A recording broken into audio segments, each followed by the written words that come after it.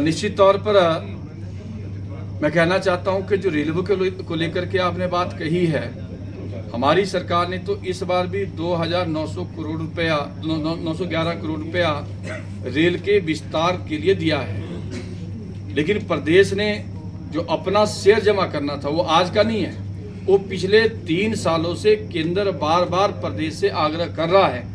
लेकिन प्रदेश सरकार शायद इस बात के लिए एग्री नहीं हो पा रही है, इस बात को नहीं चाह रही है कि हिमाचल में रेल नेटवर्क बढ़े। अगर इस बात को लेकर के वो गंभीर होते तो अपना शेयर जमा करवाते।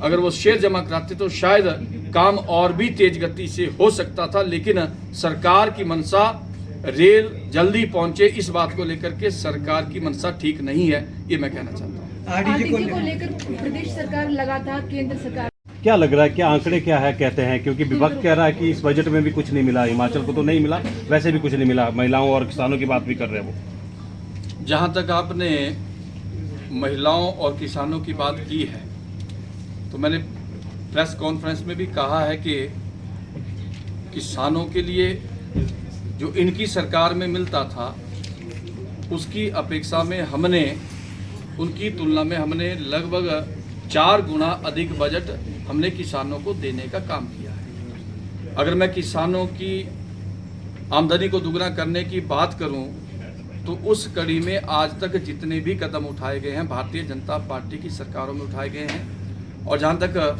किसान सम्मान निधि योजना की मैं बात करूं तो निश्चित तौर पर ये करणीय कार्य भी हमारी सरकार की द्वारा ही किया गया है।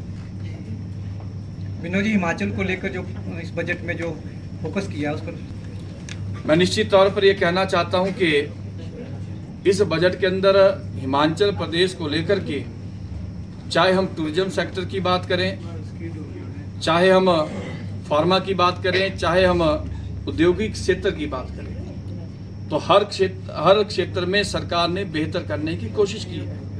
और मैं समझता हूं कि सरकार बेहतरीन प्लानिंग के साथ काम करेगी तो निश्चित तौर पर हिमाचल प्रदेश इन योजनाओं का बहुत बड़ा शेयर हिमाचल के विकास कार्यों के लिए ले सकती है। लेकिन योजनाएं बेहतरीन हो, योजनाएं हिमाचल हित में हो तो निश्चित तौर पर उन योजनाओं का लाभ प्रदेश को मिलेगा, ये मैं कहना चाहता हूँ। रेलवे इंफ्रास्ट्रक्चर, मैंने पहले भी कहा कि आरडीजी को लेकर के ये तो 17 राज्यों की बंद की गई है। स्वाभाविक है, जब कोई आयोग आता है तो वो 5 वर्ष के लिए आता है।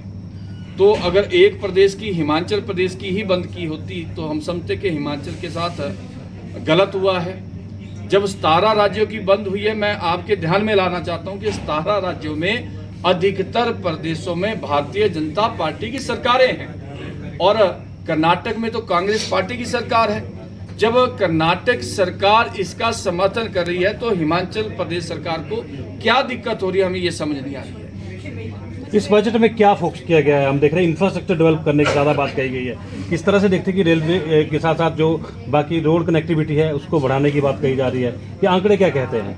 निश्चित तौर पर आपने इंफ्रास्ट्रक्चर को लेकर के जो बात कही है तो उसमें चाहे सड़क की बात हो, चाहे रेल मार्ग की बात हो, और इस बजट में अगर आपने देखा होगा तो मंडी के अंतर्राष्ट्रीय एयरपोर्ट को लेकर के भी उसमें जिक्र हुआ है। उसमें भी हिमाचल प्रदेश सरकार को केंद्र सरकार ने फंड्स दिए हैं। मैं समझता हूं कि इंफ्रास्ट्रक्चर डेवलपमेंट के माध्यम से निश्चित तौर पर हिमाचल प्रदेश में बहुत बड़ा लाभ होगा।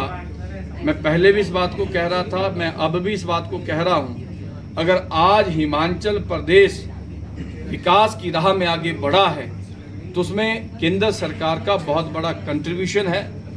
अगर हमें विशेष राज्य का दर्जा नहीं दिया होता तो आज हिमाचल किस स्थिति में होता, इस बात को भी समझने की आवश्यकता है। हिमाचल के लिए टोटल कितना बजट है, थोड़ा सा? हिमाचल के लिए मैंने जैसे कहा था कि पिछली बार 21,000 करोड़ रुपए का बजट हिमाचल को मिला था, तो स्वाभाविक है कि इस बार उससे कहीं बढ़कर के बजट जो है हिमाचल प्रदेश को केंद्र सरकार की ओर से दिए जाने का अनुमान है।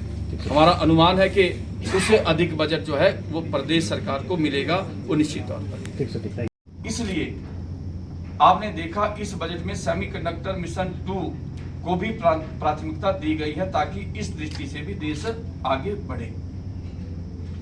आधुनिकता के इस दौर में एआई सेक्टर में भी हमारे देश का प्रभुत्व बना रहे, इस दृष्टि से इस सेक्टर को भी मजबूत करने का प्रयास किया गया है। इस बजट में मैन्युफैक्चरिंग सेक्टर को भी अहमियत दी गई।